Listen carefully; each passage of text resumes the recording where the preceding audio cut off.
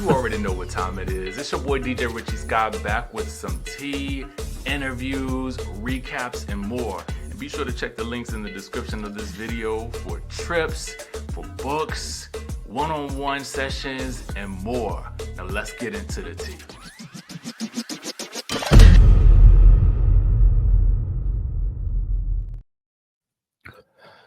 So we got to talk about the Real Housewives of Atlanta reunion, part 2, which aired last night on Bravo. I got so many thoughts, y'all. I have so many thoughts. In order for me to truly break this down like I really need to, I would have to do like a scene by scene breakdown. And I feel like that would be like at least an hour and a half long because there's so much to talk about in one episode. And doing a reunion recap is kind of like one of those situations where, I used to take notes, on the shows and then do my recaps, but like that ends up taking forever. So I kind of got to go over the highlights, right? So we're going to get into that.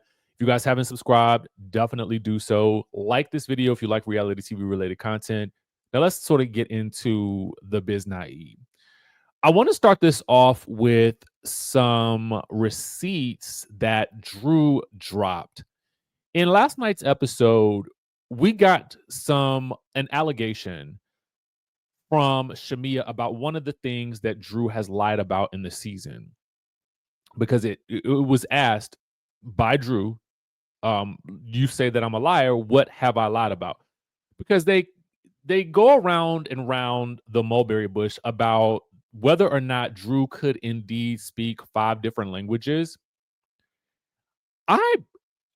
This is such an odd point to get stuck on.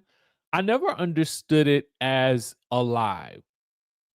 I always understood it as a metaphor for 5 love languages. I was never confused about that. I'm not sure why the rest of the cast was confused about it. It, to me, seemed very self-explanatory that this was indeed about the song, about love languages.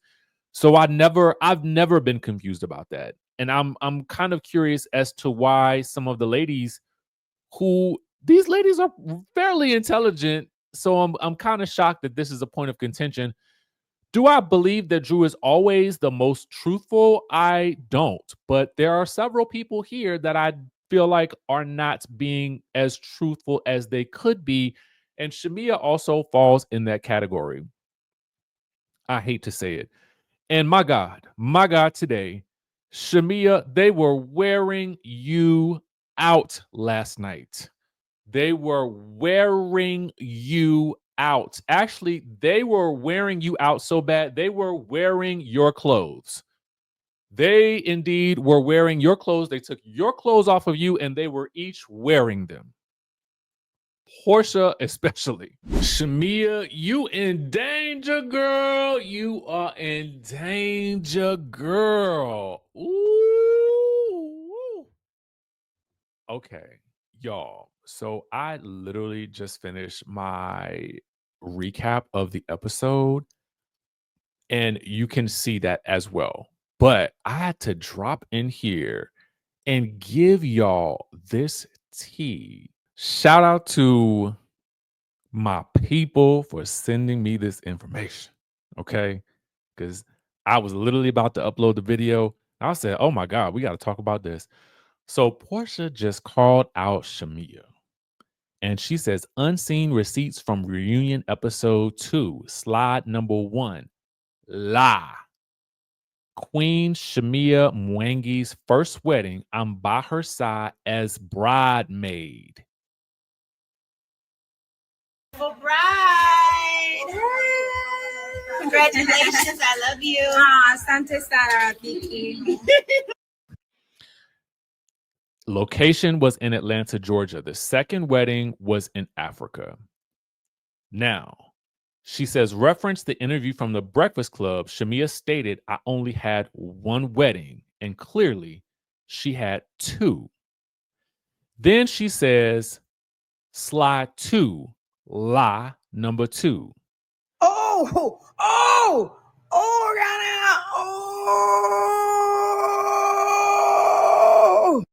boys, my send me to get them flowers up in this mud. Look at these things. Okay, I like it. I love it. And you do it. And you do it. Ooh, and they smell so good. They smell so do it. You gotta, and when you get up, Pete, you get some flowers from your best friend. You get up, Pete, you get the flowers, and you then go in. Ooh, ooh, ooh, ooh, ooh, ooh, ooh. She says, I sent Shamea Morton flowers to congratulate my bestie for her joining Real Housewives of Atlanta. Her video she made thanking me, followed by an excited congratulatory phone call I made to her, as well as a lengthy caption on Instagram, 4 slides of peach photos. Peach photo number 1, number 2, 3. I guess it was just 4 slides right there. So she says, this was followed by an excited congratulatory phone call I made to her, as well as a lengthy caption on Instagram post 4 slides of excitement celebrating Queen Mwangi as a full-time housewife and peach holder. Reference, at Candy interview, Shamia claimed I only said a simple congratulation on the phone. She then says, case closed. 4th wall, Real Housewives of Atlanta. Ooh. Ooh. Ooh. Shamea. Let me know what y'all think about this. Insert T right here. Now let's get back into the video.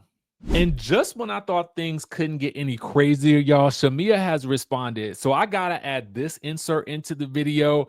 Please be sure to continue watching the rest of the video for my recap of the actual episode. But because the news is breaking, y'all, I gotta get into it, right? I got to. So Shamea has responded with a post of her own, and it says this. She says, again, I had my first wedding that took place in Nairobi, Kenya. What you attended was my dowry ceremony in my mom's backyard. Second, you sent flowers my birthday week, just before we started filming. I had my peach for over a month. I only said we never celebrated. You can keep your fake receipts with your fake ASS friendship. It's crazy how I can be considered your lapdog for riding so hard for you, but at the same time, you say I was trying to sabotage you. Make it make sense. Since I got my peach, you have been trying to find a reason to end this friendship. You are unbelievable. Baby, let me tell you something. So, given that I actually recorded the rest of this, what I say later definitely jives with what is happening right now. What I will say is, I'm not surprised at where we are right now. I'm not surprised at Shamea finally untethering herself from this situation. I think that they both probably need time away from each other because I just don't think that this friendship is good for either one of them. There is something here bubbling beneath the surface. And I think that the moment that they stop pretending that it's not there is the moment that they will both realize what the problem actually is. Now, we don't necessarily know what it is, but I would have to say that this show has definitely exposed the cracks that were already there. Now, let's get back into the video. Okay. Cynthia even had to wear you out a little bit as well. Drusilla, as Phaedra likes to say, had to wear you out. And now Drew is back again with another wear out. So one of the things that Shamea said that was untruthful about Drew was that she was indeed only wearing a fake Judith Lieber is it Judith Lieberman or Judith Lieber? Listen, I mean, y'all know I like some fashions, but even I mean, I'll give you my philosophy on the fashions in a second, but the tea is a shout out to Reality Entertainment TV because Drew, I'm assuming she probably posted this on her Instagram stories. Because she tags Shamia's, she says receipts. This is a receipt from Bergdorf Goodman from April 22nd, 2024. And it was an order for this, I'm assuming $6,000, $9,000 bag, whatever. The copy is so small I can't even see it. And of course, she also drops in her single, I Got 5 on it as well, for good measure.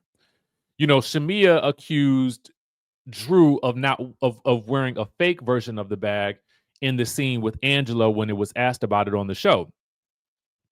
And listen, you know, back in the day, this type of read would have probably gone over fairly well, you know, because I think back in the day, housewives felt a little bit more vapid in terms of, and yes, we want to see luxury and riches. I think a lot of us right now at this point in time with where we are just in life could really care less about whether or not that it was real or faux, to be quite frank with you, in context of what we really have to deal with in this show. And so I think that it was ill-timed of Shamia, and it was kind of like, if this is your metric for which you are claiming she's dishonest, it's really not the best because there are bigger issues here, and people are a bit more concerned with whether or not you, Shamia, are plotting and scheming, as Porsha alleges, to take Porsha down with your newfound but quickly crumbled alliance with Brit and Kelly. And the thing that makes it so bad with Shamia is that she quasi seems to deny the alliance, but then later on says she tried to invite Porsha into the alliance. Calling it an alliance verifies what you are saying that you did not do, right? So if Porsha is alleging that you started an alliance and then you then call it an alliance and you kind of verify what Porsha was saying, whether Porsha was truthful or not, at that point you validated what she said. So then it makes it hard for the audience to really keep up with your slightly the variations on your stories, I should say. And I think that a lot of this is, I'm going to chalk a lot of this up to Shamia being a first-time housewife. And there is also another problem that Shamia has, and we've talked about it in previous videos. But Cynthia hit the nail on the head in this moment.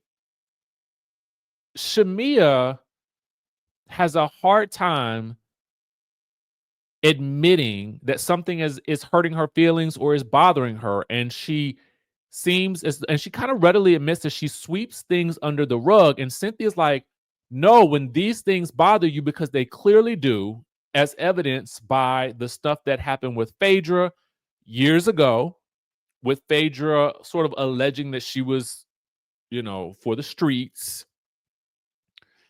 And Shamia then saying, oh, well, of course I downplayed it. But if it really bothered you, it really bothered you. Because here's the thing. The perception now is that you are passive aggressive. That's the comment that I see quite frequently with regards to Shamia.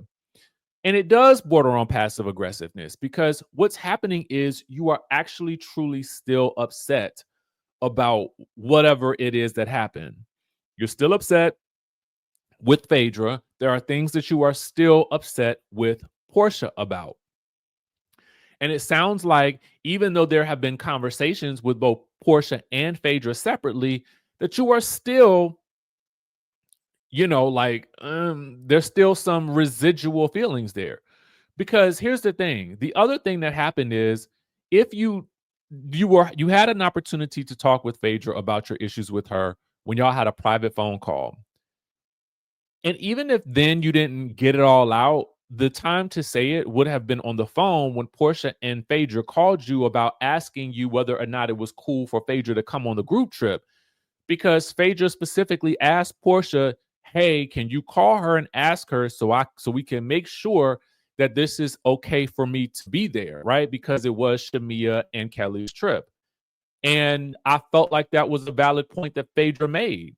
And the more I felt like I got from Phaedra in this episode, I'm not saying that Phaedra is, some innocent bunny, but what I am saying is there's a part of me that feels like whether she wants to admit it or not, there's a part of me that feels like Phaedra has learned quite a few lessons. And life has maybe, I don't want to say humbled her because it humbles us all, right? But I feel I genuinely get the sense that I don't think Phaedra had as much to do with what the Charles and Marcus and Angela situation as Angela is probably willing to believe. And I don't think that Angela did this to herself, but I think what Angela did was she rolled around in it a bit too much. And the problem when you roll around in mud or whatever it was some muddy waters. And when you wallow around in it, and even though it's out of a curiosity, what happens is you end up getting so muddy that we can't tell.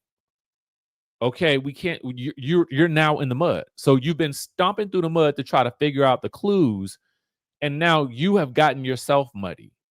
And it seems as though there is an attempt, and there may be some. Whether or not Phaedra really knows Charles in the way that she has claimed to, I do think that there is some merit to what Angela is saying about maybe she doesn't quite know him that well. But I don't know that I feel like Phaedra had as much to do with this as we have been led to believe. I just don't. It just doesn't make sense to me. I kind of have to try to figure out the motive, and I just can't find it.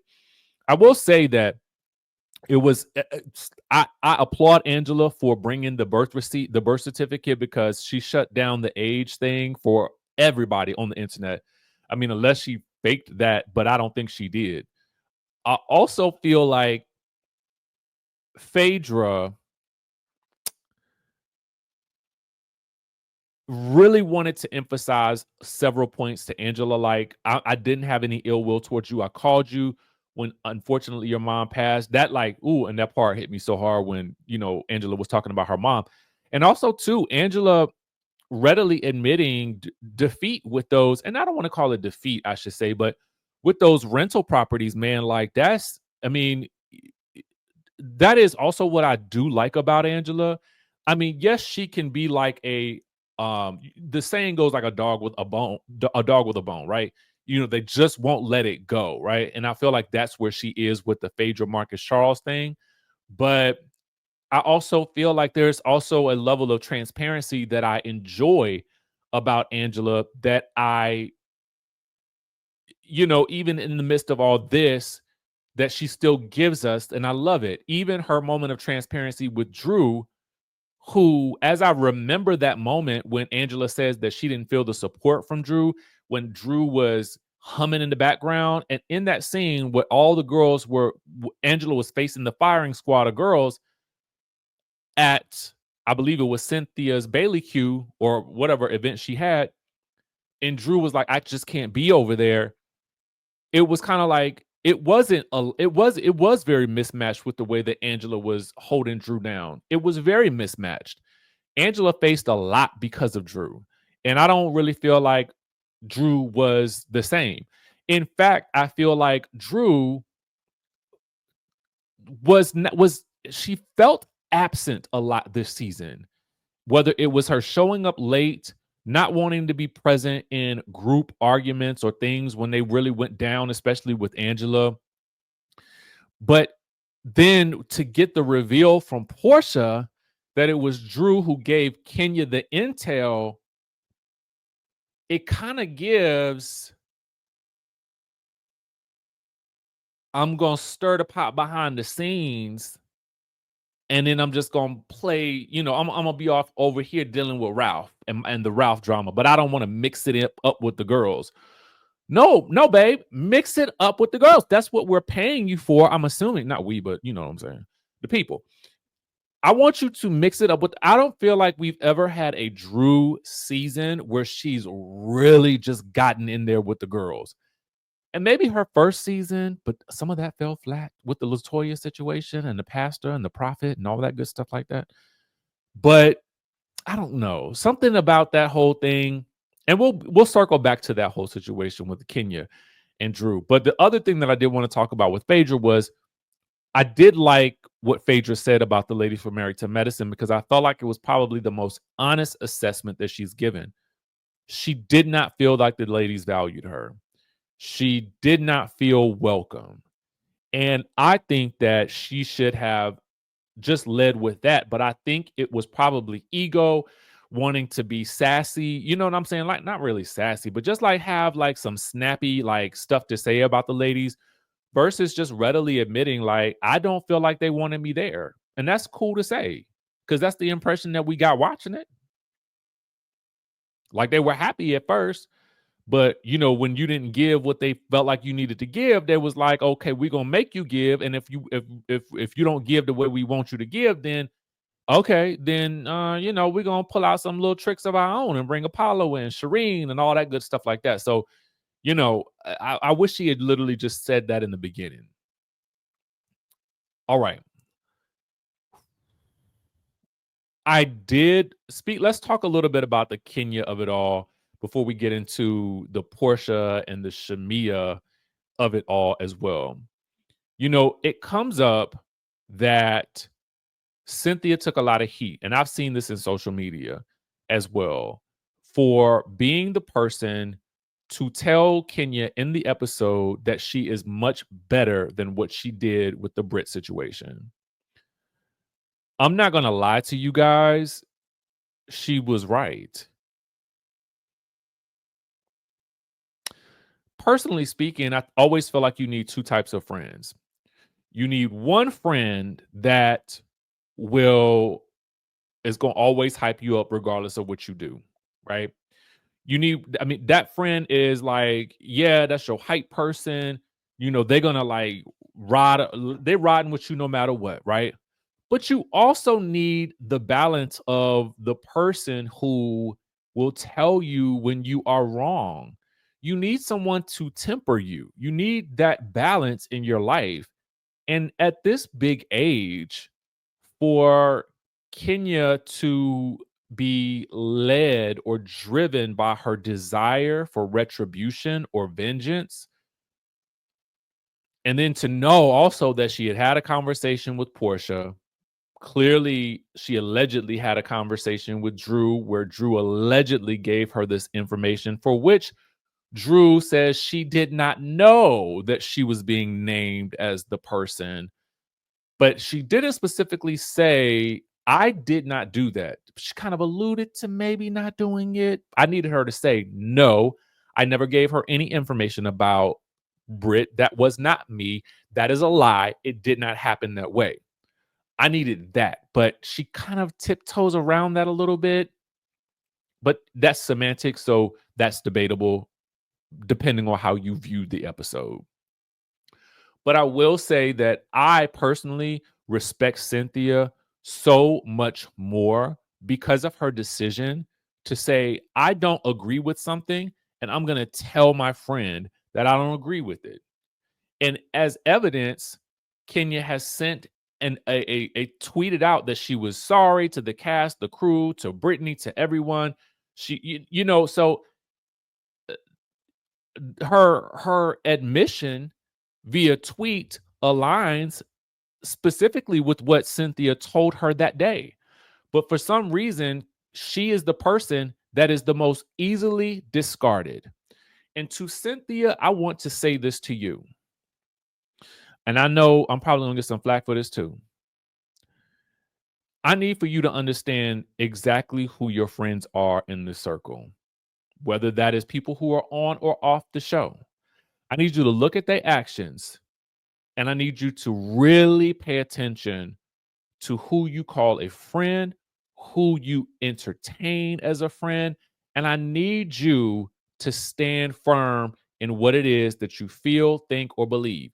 And I also have to say this, somebody that could so easily discard you, and you've been discarded by a couple of people. These are not your people. So I want you to remember that. And I need for you to start cutting some things off. Because if they can't rock with you for being honest with them, and you didn't tear her down, but you told her the truth.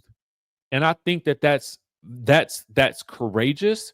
You were willing to maybe you knew that she would react this way, maybe you didn't, but it didn't matter. And you stood in what you felt. And I feel like that is to be commended. Because it was the truth.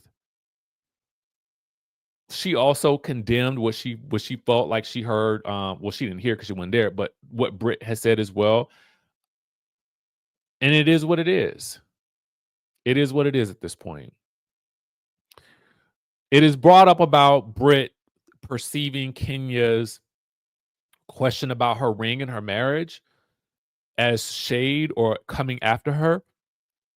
I think that Brit read that situation too intensely. I think that you don't know Kenya, but the expectation is probably that Kenya is being shady. And she could have been shady funny, but I didn't feel like we've seen Kenya throw some shade, throw some real like some real fire into some things, and that she given you was not that. So unless there was something that was unseen, I do not feel like what we saw was enough to warrant, the pow pow comment. I just don't. I didn't understand it that night.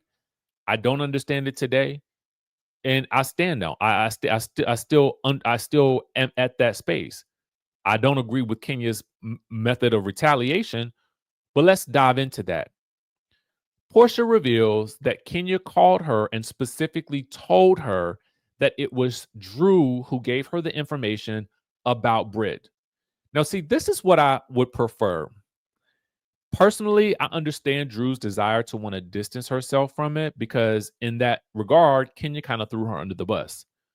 And then Porsha threw Kenya under the bus. But here it is. Do I believe do I believe the things went down the way that Porsha describes that they went down? I do believe it. It sounds believable. Let me say that. It sounds believable. Can I understand why Drew would say, no, I did not do that? Yes, I can. Because Drew has, for much of the season, wanted to distance herself from drama amongst the girls. So I get it. She's already dealing with her drama at home. I'm sure maybe she thought she was being a friend to Kenya and she's wanted to support her girl because Kenya has supported her. So I feel like, she felt like that was a safe thing to do. I'm sure also that maybe Kenya was never expecting for Porsha to ever say anything. But I'm also sure Porsha didn't really expect for Kenya to do that at her event. Because Porsha's saying, I didn't know how this was going to come out. I can only base this on what they are telling us in this episode. So you all have to kind of come to your own conclusions. We didn't hear any of these things. It's left for us to figure out what we really truly believe. But there's a part of me that just wishes that Drew had simply said, yeah, I did it. I did hear these things. I told Kenya what I heard and she found the information herself. Or, this was handed to me. I handed it to her. It probably wouldn't be the best look, but if that's the truth, I would rather you own it. But I can also see why she wouldn't. I can see why she would not. Porsha and Shamia.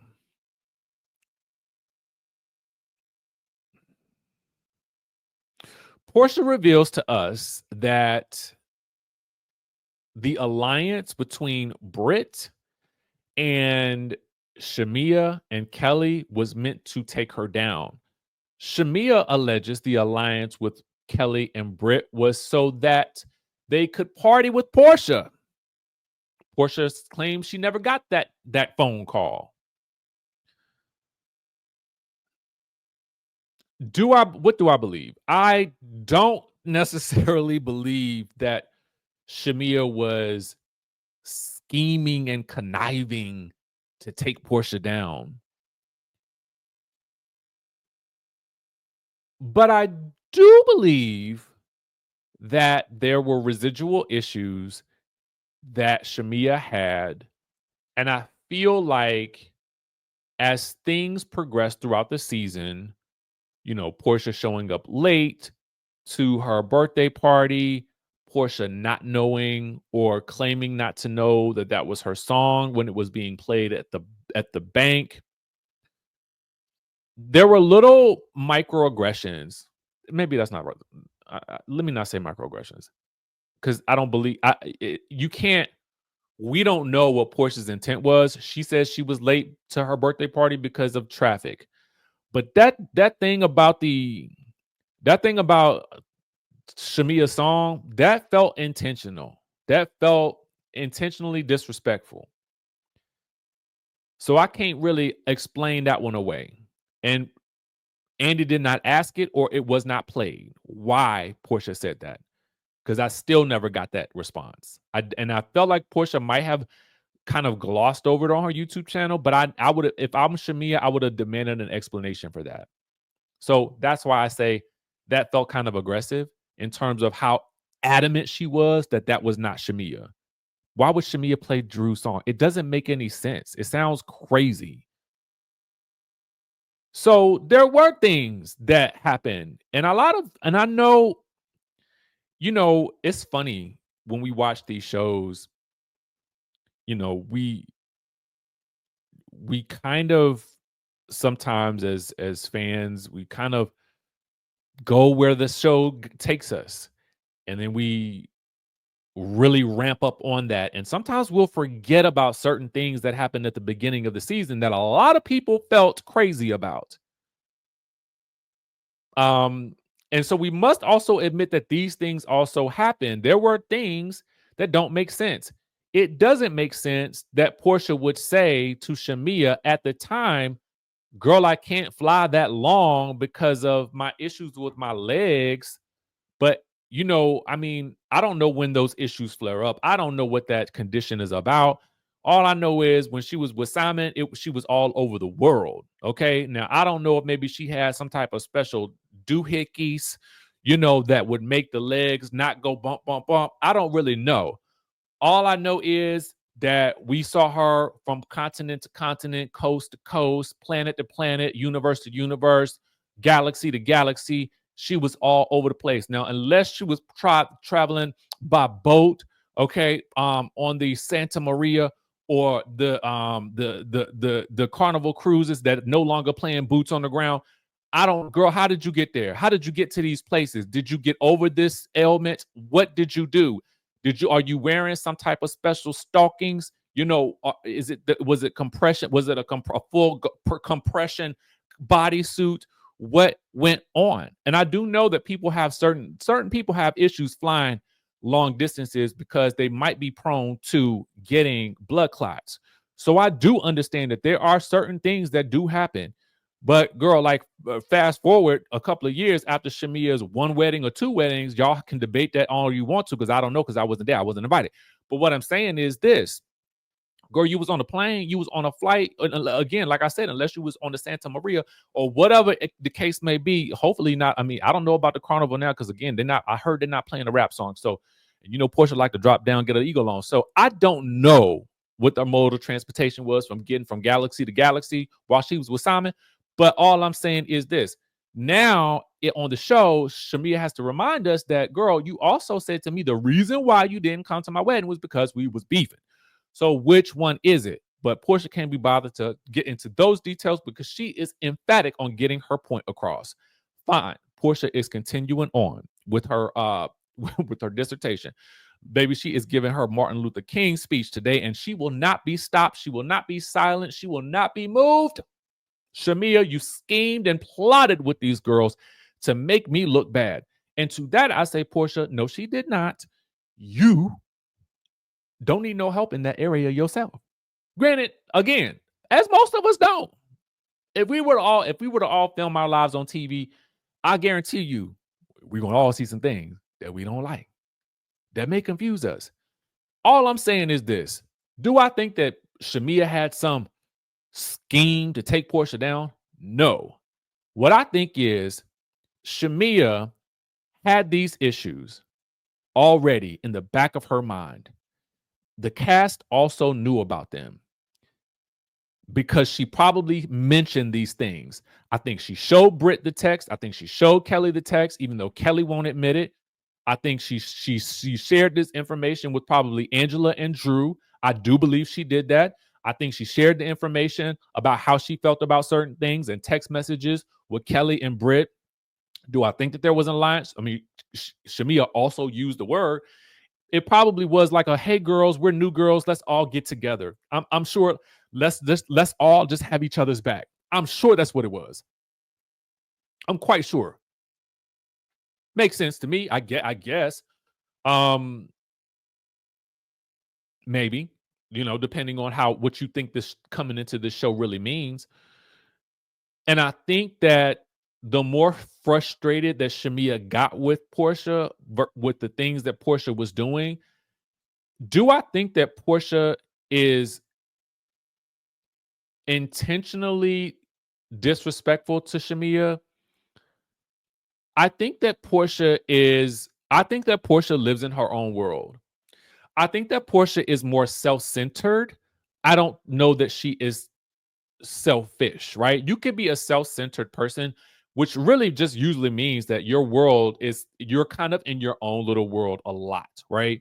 What you think about in your sphere of influence, I think that is what Porsha may be.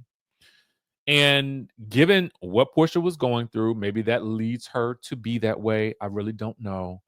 All I can say is I think that there were issues already bubbling beneath the surface.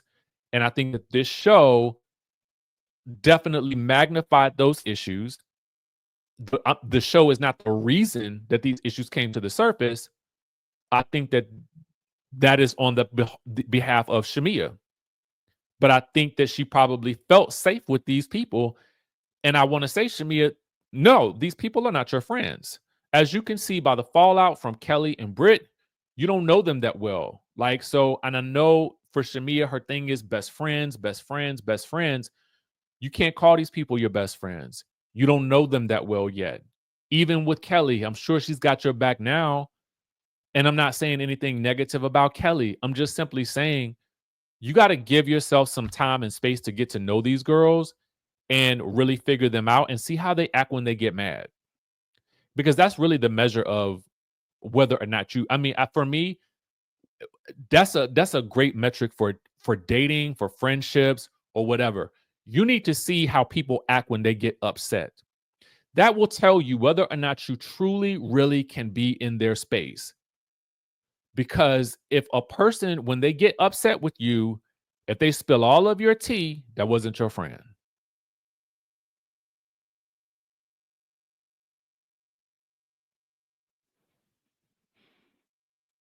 And I think that she was looking for connection in a space where there isn't really true connection.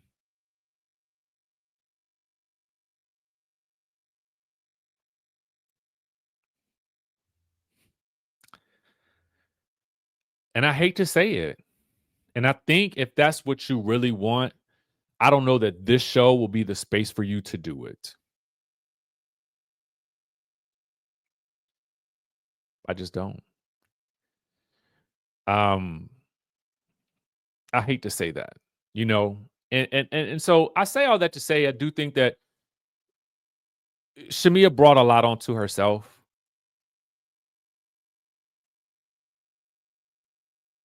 And it sucks. It really does suck for her.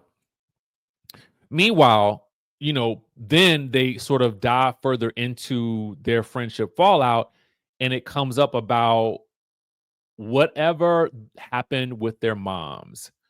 Now I know that there is, you know, some of that intel is already out there about what may have happened, what allegedly happened. It sounds, and it certainly sounds like something that would definitely be like could definitely affect a friendship negatively. But I want to hear from them what the true issue is, and I hope that we get it. I really do. I hope that we get it. So those are my thoughts on the reunion part 2. I'm sure there's something that I missed. And if so, we'll cover it in another episode, or I will do it in a members chat or something like that. I really don't know. So chime in the chat if there was something that stuck out to you that maybe I did not hit the nail on. Because again, I felt like we kind of talked about the Angela, Charles, Marcus of it all. And we realized from a preview from an earlier, from about, I think it was Friday or Saturday, that we weren't really going to get much more information about it. And at this point in time, I almost kind of have to just let it go and just face the facts that I'm going to always be disappointed in that story because it didn't go anywhere. And we got to move on. So there you have it. That's my review of the Real Housewives of Atlanta reunion part 2 for season 16. If I had to rate this episode on a scale of 1 to 10, I'd probably give it a 9. There was a lot to really sink our teeth into. And again, it's just impossible for me to get every moment of a reunion because so many people are talking all at once.